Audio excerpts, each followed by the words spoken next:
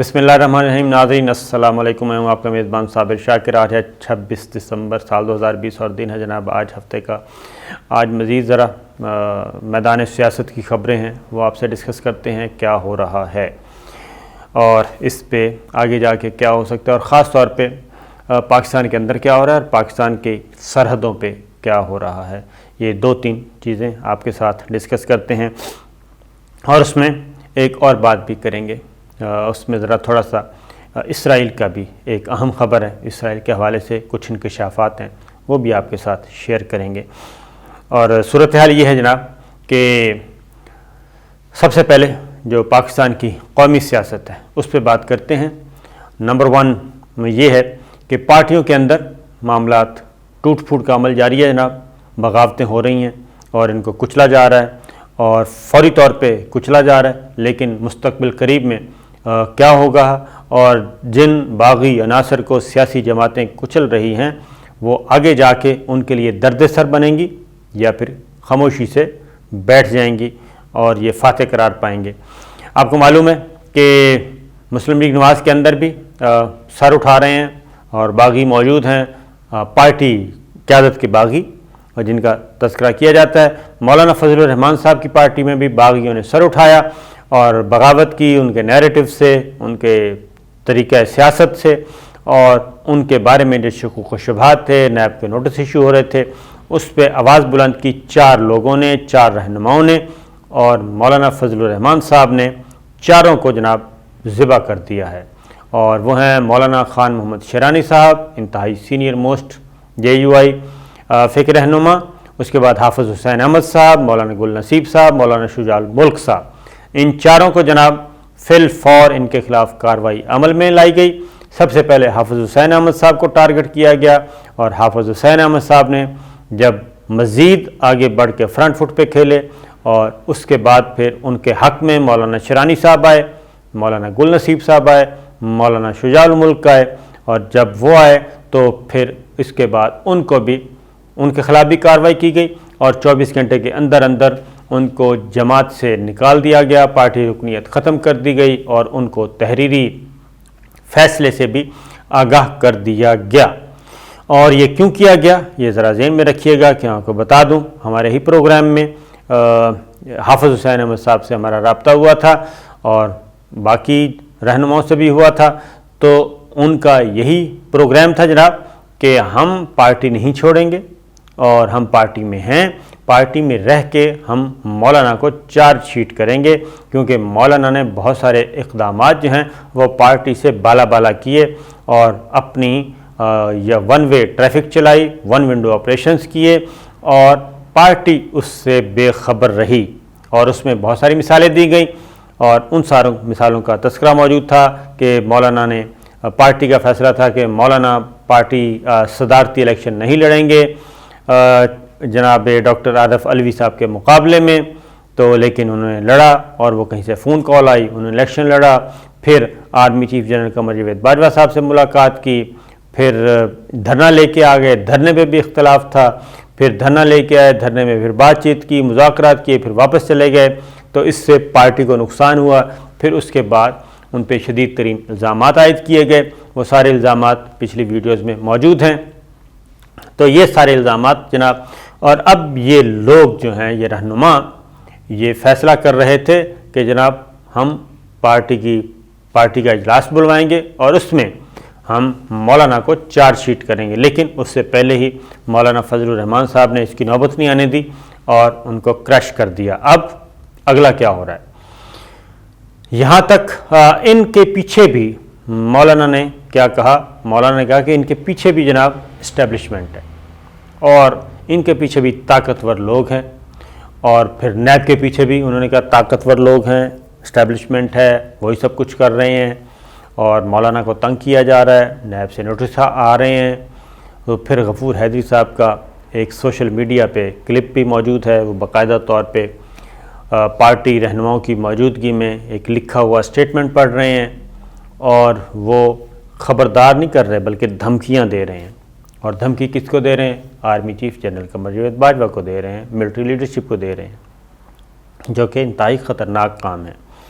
जो कि इंतहाई ख़तरनाक बात है। اور یہ چیزیں اس لیول پہ آ کے اور اس پہ ابھی تک کوئی ایکٹ نہیں کیا گیا، بلکہ تحمل اور بردباری کا مظاہرہ کیا جا رہا ہے اور صرف نظر کیا جا رہا ہے، اس میں وہ بہت ہی خطرناک باتیں کر رہے ہیں۔ تو اب اس پہ کیا ہو سکتا ہے، کیا نہیں ہو سکتا، یہ ایک الگ بات ہے۔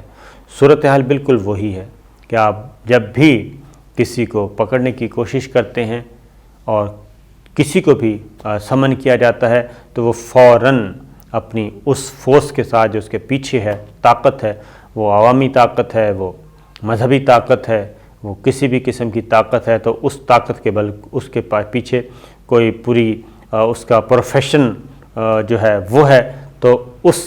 طاقت کے ساتھ وہ آتا ہے اور حملہ آور ہوتا ہے۔ تو وہی سلسلہ دوبارہ شروع ہو چکا ہے، جو نواز شریف صاحب نے کیا، جو مریم صفدر صاحبہ نے کیا، اب مولانا فضل الرحمان صاحب بھی وہی کر رہے ہیں، اور اس کا ہو یہ رہا ہے۔ اب اس سارے معاملے کی وجہ سے نواز شریف صاحب اینڈ مولانا سائیڈ پہ ہوتے جا رہے ہیں۔ جو پی ڈی ایم کا تازہ ترین اجلاس ہوا، اس میں یہ مولانا اور مریم یہ دونوں کی ایک سائیڈ پہ ایک سوچ تھی، اور اب انہوں نے فیصلہ کیا ہے کہ جناب پی ڈی ایم کے فورم پہ پیپلز پارٹی سے ہم پوچھیں گے آپ چاہتے کیا ہیں، آپ کس کے ساتھ ہیں، آپ پی ڈی ایم کے ساتھ ہیں یا پی ڈی ایم چھوڑنا چاہتے ہیں۔ اب بات یہاں تک آ چکی ہے، اور یہ ذہن میں رکھیے گا کہ پی ڈی ایم میں پاکستان پیپلز پارٹی اگر نہیں ہے تو پی ڈی ایم کا جو سیاسی وجود ہے، سیاسی طاقت ہے، وہ 50% ریڈیوس ہو جائے گی۔ یہ ذہن میں رکھیے گا، کیونکہ اگر Peoples Party P D M سے الگ ہو جاتی ہے اور پی ڈی ایم سے پیپلز پارٹی یا پی ڈی ایم کے مسلم لیگ نواز اور مولانا پیپلز پارٹی کو کارنر کرنے کی یا دبانے کی کوشش کرتے ہیں، تو ایسی صورت میں صرف Peoples Party P D M سے الگ نہیں ہوگی، بلکہ ان کے ساتھ شیر پاؤ صاحب بھی جائیں گے، ان کے ساتھ اے این پی بھی جائے گی، ان کے ساتھ جناب ہو سکتا ہے مینگل صاحب بھی انہی کے ساتھ جائیں، کیونکہ اختر مینگل صاحب کی جماعت کو، بی این پی مینگل کو پیپلز پارٹی نے ابھی تک کوئی دکھ نہیں دیا، بلکہ اگر دکھ دیا ہے تو نواز شریف صاحب نے دیا ہے۔ جب وزیر اعلیٰ تھے اختر مینگل صاحب تو ان کی حکومت فارغ کی تھی نواز شریف صاحب نے اور گورنر راج لگایا تھا، تو اختر مینگل صاحب تو ناراض ہیں۔ تو یہ چیز ذرا ذہن میں رکھیے گا۔ اس کی ریزن ہے کہ ضمنی الیکشن میں مولانا کی ضد تھی، مریم بی بی کی بھی ضد تھی کہ ضمنی الیکشن میں بھی حصہ نہیں لینا چاہیے، لیکن ضمنی الیکشن میں پیپلز پارٹی نے اپنے امیدوار بھی میدان میں اتار دیے، اور انہوں نے یہ بھی کہہ دیا کہ ہم ضمنی الیکشن بھی لڑیں گے، سینٹ کا الیکشن بھی لڑیں گے، اور یہ بات محمد علی درانی صاحب بھی بتا چکے ہیں، اور یہ بات انہوں نے شہباز شریف صاحب سے ملاقات کے بعد کہی ہے کہ جناب دھرنا بھی نہیں آ رہا، فروری مارچ میں کسی قسم کا کوئی دھرنا نہیں ہوگا، کوئی لانگ مارچ نہیں ہوگا، اور سینٹ کا الیکشن بھی ہوگا، یہ ساری چیزیں ڈیفر ہو گئی ہیں، اور ضمنی الیکشن میں بھی حصہ لیا جائے گا، اور استعفے بھی نہیں آئیں گے۔ اب یہ محمد علی درانی صاحب بات کر رہے ہیں۔ محمد علی درانی صاحب کون ہیں جناب؟ حکمراں جماعت پاکستان تحریک انصاف، اس کے ایک اتحادی ہے مسلم لیگ فنکشنل، یہ وہ بات کر رہی ہے، ان کے سیکرٹری جنرل کر رہے ہیں، حکمراں جماعت اتحاد کے سیکرٹری جنرل، حکمراں جماعت اتحاد کے جی ہاں مسلم لیگ فنکشنل کے سیکرٹری جنرل محمد علی درانی صاحب ملتے ہیں لیڈر آف اپوزیشن شہباز شریف صاحب سے جیل میں، اور باہر آ کے 48 گھنٹے کے بعد وہ اسٹیٹمنٹ دیتے ہیں کہ جناب کوئی دھرنا نہیں ہوگا، کوئی لانگ مارچ نہیں ہوگا، فروری مارچ میں کچھ نہیں ہوگا، اور سینٹ کا الیکشن بھی ہوگا، ضمنی الیکشن بھی ہوگا، استعفے بھی نہیں آئیں گے، فی الحال ایسا کچھ نہیں ہو رہا۔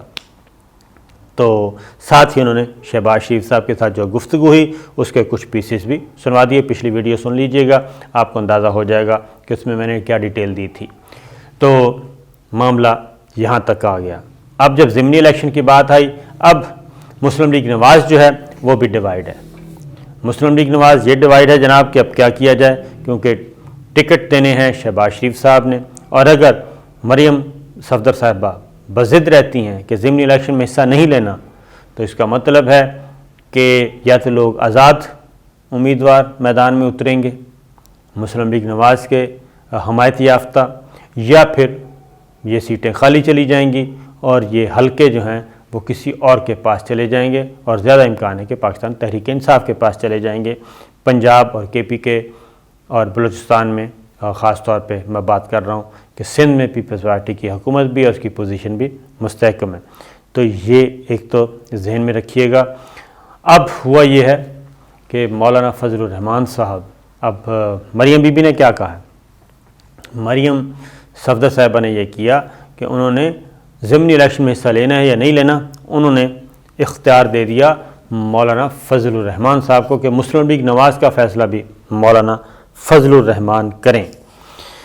اب یہاں پہ آ کے پھر پارٹی کے اندر معاملات سر اٹھاتے ہیں، اور پھر یہ سب کے سب لوگ جو کہ سینئر موسٹ لوگ ہیں مسلم لیگ نواز میں، جن کو انکلز کہا جاتا ہے، تو پھر یہ انکلز کہتے ہیں جناب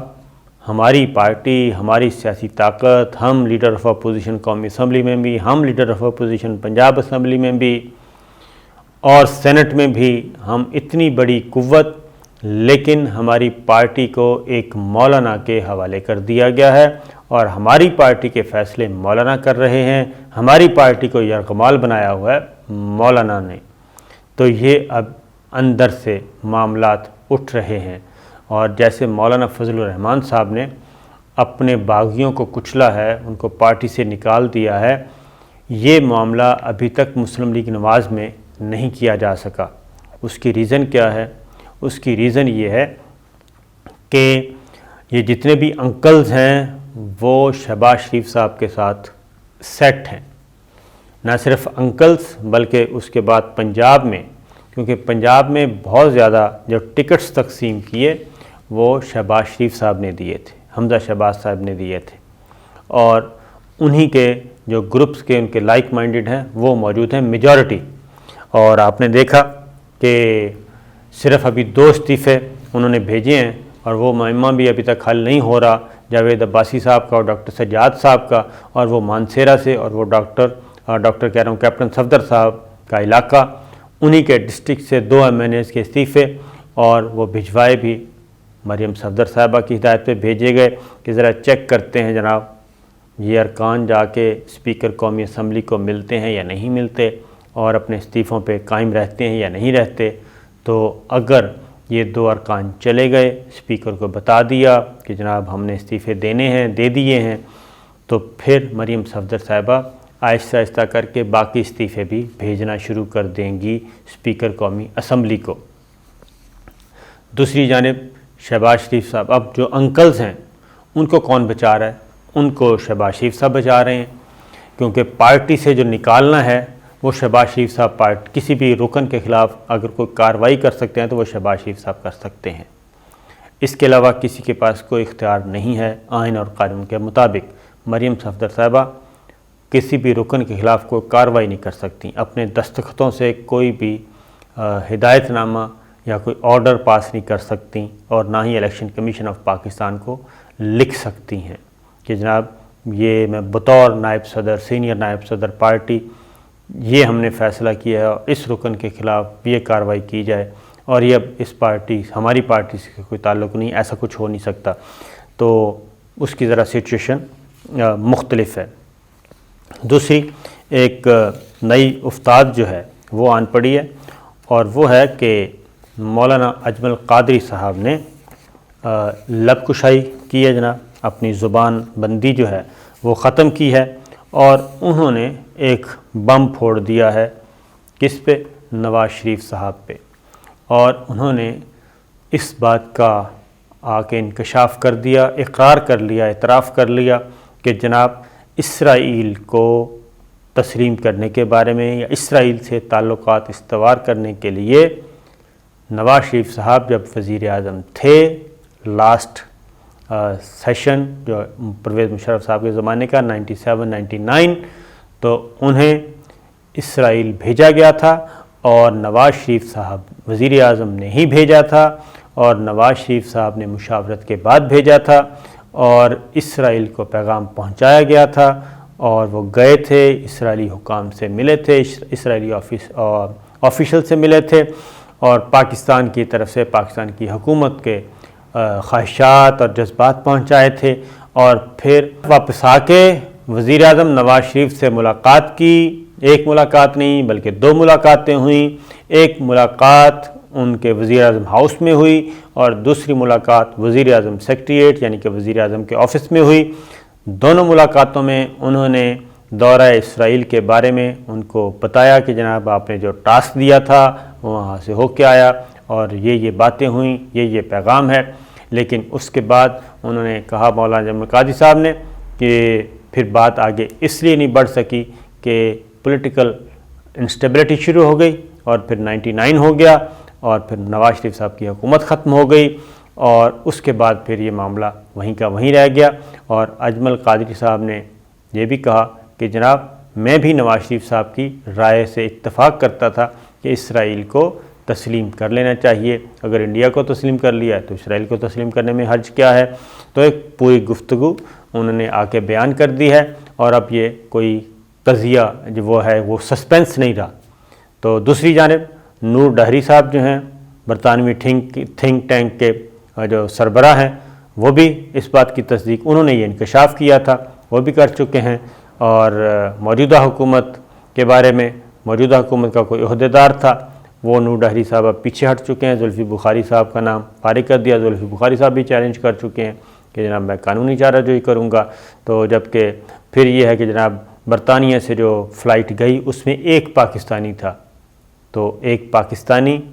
کون تھا یہ ابھی معمہ ہی رہے گا، اور اس طرح تو بہت سارے لوگ جاتے ہیں تو کچھ گئے بھی ہوں گے۔ تو یہ چیز ہے جناب صورتحال، اور معاملات اسی طرح جا رہے ہیں، دیکھتے ہیں آگے جا کے کیا ہوتا ہے۔